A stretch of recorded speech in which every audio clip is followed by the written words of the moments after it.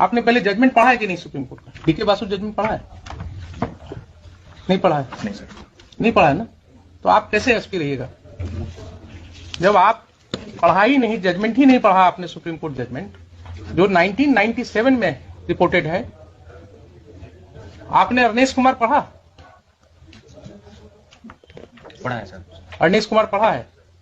Joginder Kumar state of UP पढ़ा? नहीं पढ़ा।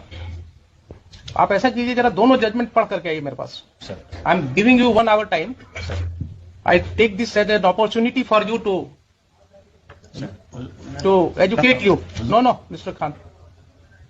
He has not studied the judgment of the Supreme Court. What kind of SP is he? If he doesn't know the judgment of the Honorable Apex Court, how can he administer police service? क्या हम judgements लिखते हैं इसीलिए?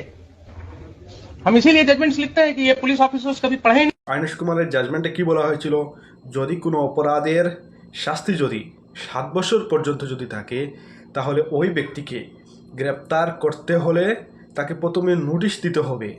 এরপরে যদি ওই ব্যক্তি এই নোটিশ মোতাবেক যদি কোনো সহযোগিতা না করে, তাহলে তাকে অ্যারেস্ট করবে।